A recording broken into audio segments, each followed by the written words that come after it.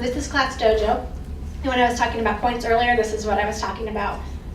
This is a wonderful website where the kids can go in, the parents get an access code, and the kids go in and they choose their own monster. So it's personalized. There's usually a name next to the monster, but I whited those out, so you guys weren't able to see those. But the kids go in, they personalize their monster, so again, they take the ownership for it, and it's theirs, and they want to do well.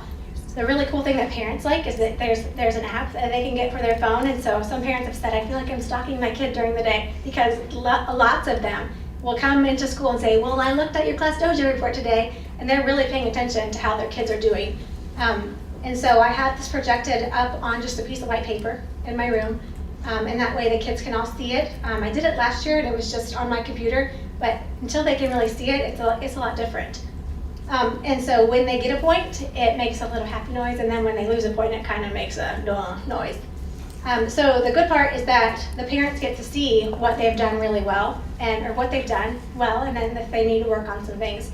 And so that kind of eliminates you having to write notes every day and keep charts. This is all on there. You can also, there's a feature where you can type in comments. So if there's a student where you and the parents say, I really need to communicate with you more, there's some things going on that they want to know, you just go in at the end of every day, type in your little message on what has happened, and then you just send it and the parent gets it. The next slide shows the classroom data as a whole. And so as I said, you can choose what they've done well and what they haven't. So when the kids go up and make their choice, like if I say, well, you weren't really listening, you need to take a point away from for not being a good listener. And so they'll go up, they'll click their monster, they click negative, and then they click that option. And so then it will keep track of how many kids in the room were not being good listeners, how many were helping today. And so that is really good data. You can look at it that way, or you can look at it in trends, like in a chart. Then you can also look at it based on students, so you can see students' trends and how they function throughout the day. But it's really cool because you can also see your percentages of how that student is functioning during the day. And like I said, parents get really excited. So this is one thing that is a really good bargaining tool when you're doing your transition songs. And just getting really excited about if you get to your spot, you get a point, but if we don't get there, we lose a point. I mean, that gets them moving because they don't want to lose a point. A discussion that I had to have with a lot of parents was, it's okay to lose a point. I mean, during the day, we all make mistakes too, so it's not really, really bad, it's okay. And like I said, kids love it. As you can see at the top, there's parent accounts, so that many of my parents have signed up for parent accounts, and then the bottom, or in the other corner, there is the student logins.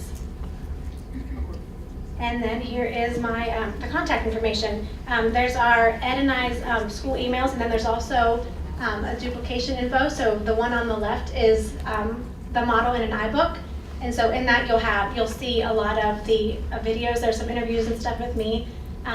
So that one's a little more helpful if you have iBook. But the other one is the model in a PDF form. So if you needed to look at that as well, it has all the same text and things, but one has videos, one does not. So does anybody have any questions? Oh, the money part, somebody asked about that, and that actually is in the duplication information. It's the last page on there, so you can look at that. Yes? So I'm currently doing Daily 5. Yes, and I did that before. Free choice. Yes. And so I guess I have a little more about how you create their schedules, how often those get changed, just like the management of how they know which group to transition into. Okay. I have, and you can't see it, but in the corner of that picture, it's actually the big matrix of my kids' schedules. So I have all the kids' names at the top, and then underneath each name, I have their 10 stations throughout the day. And so it kind of seems a little crazy at first. It's kind of, if somebody went in there and like messed it all up, I'd probably cry. But I really don't change everything every week. Usually what I change is, if we reassess and we have new reading groups, and if we have new math groups, then I will change that. But a lot of things stay the same. Like ScoopPad can go anywhere because there's nobody that they have to work with on that. So it's just based on how it needs to function. But as long as you make sure the kids that are in the same group are in the same row, then you're good to go. Did that answer your question? Okay. Yes. So what do you do? Maybe I'm missing this, but yes. If you're introducing, let's say, additions, yes. Do you do it to the entire classroom, or yes. I know you have the centers, or how do you? Well, how I do that is I do a little mini lesson for that, And I know I give pre-tests, so I see who totally knows how to do it, who needs more support, and who's right on level. And so then based on that, I do the little mini lesson, it's a quick little intro, and that way I make sure I'm not, yes, that way I make sure I'm not missing anybody, because I still have that little fear that there might be some they might need a little bit. So at that point, I give the little probably 5-10 minute intro to it, and then if they totally know it, and I know in my head who knows it, because I know the pre-test data. And so then they go and they work on their own. And then the other ones, some of them might not tell you they need help, but you know in your head that they need help. So then you keep those kids up with you. And I just sit up on the floor, we work together, and then we go into stations after we do that little part. So that way it gives me more data too, so that when I do my groups I can really focus on that. Sometimes I even take the data that I have from the pretest and I know like in my mind who's my extend kids, who's my on-level kids, and who is my remediate kids. So that way I can plan stations that are according to those things. Yes? When you do your rotations, do you have like a math time where everybody's rotating doing math activities? And then later you're doing literacy? Yes. So in the morning I do 4 math stations. So I do my little mini lesson that we just talked about, and then I do my 4 math stations, and then we do writing, and then after that we go to lunch and recess. And then when we get back, we do phonics dance. We do a read aloud, and then we jump into stations again. And the afternoon is actually language arts stations. So the morning they always say is at the top because the top's our morning math stations, where bottom is language arts. So yes. Have you found the Chromebooks were easy to work with? Yes.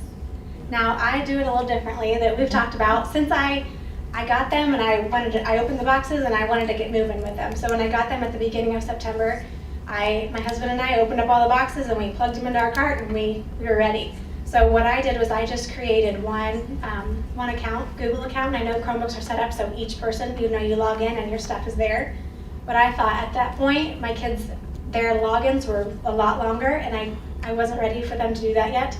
So I just created one website or one email, and then my kids could they go to that, they type in the username on the Chromebook, they type in the password, it's all the same. And so they all, when they log in, they all see the same thing.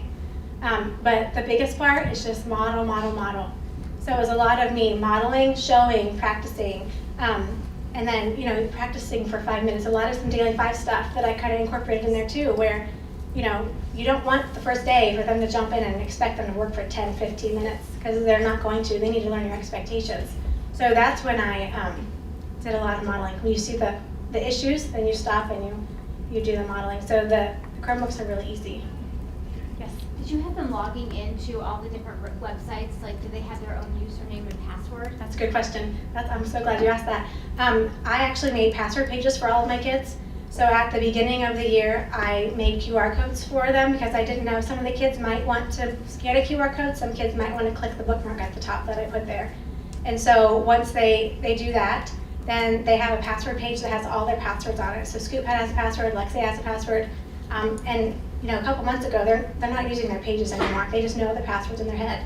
Now thinking for next year, I think I would try to see if I can have one password for everything, because some of the websites assign passwords and some of them you can change them. So that's something that in the future I may change, but it's worked out okay. Like they start to know them, so they've got them there to look at. Yes? Do you create your own math pretests? No, I actually use one that is going along with the program that we use. What program? My math is what we're kind of using, even though our school's adopted everyday math. We're kind of doing a little bit with my math. I know that the other first grade teacher isn't using ScoopPad as much as I am, but I really, even though I have the paper copy of the assessment, I still use this data a lot too as well, because it's very black and white. It's all there. You can see how much time they played. Yes? Do you find that because of how individualized this is and the growth that you've seen, do you still use an RTI model for intervention? Do you find that this kind of takes care of your RTI? It takes care of it, I feel like. Yeah. Because So I you can. don't have to have like an IE time. I can work in my classroom with the kids. Yeah. I mean, I still have kids that are on IEPs that, of course, from their IEP they go and work with the intervention specialist. But a lot of their minutes count with me as well because I'm working with them in small groups. Right. Or your intervention specialist could also come in. Yeah, and that do was part inclusion, of, yes. As long as they know your routine. That was part of our model originally, but then things got kind of shifted with scheduling. But part of the model is I wanted the intervention specialist to be in there, and she working at a table with stations, and then me doing a group. But that didn't work out so much, so it's just been me in there doing them, and it's still functioning okay. Yes. What about writing? Writing I do in the morning. And so that's another one that I do, a little mini lesson where I'm modeling, of course, and then we use being a writer for writing. And so, you know, there's a story normally, and then we go through, I model it, and then they go through, we talk about the different parts of the writing, and then we go through and write. I do have a smaller group of kids that we work on in a little writing group, other than the one I talked about earlier. But it's still, we're still writing on paper, we're still using it. We are for publishing, not always, but my kids have, even though we do log in every day using our classroom one, they do know how now to log into their own personal Google account. And so what I've done is each of the Chromebooks have our SIMMONS Smarty class on there, and then they also have one student's name on there, because otherwise you'd have a bunch of different users on there. So they choose the one that it goes along with their number, and then they log in, and then they can go and type in Google Docs. And so they go type in there, they can change the font, change the color, and that type of thing. Does that help? Okay.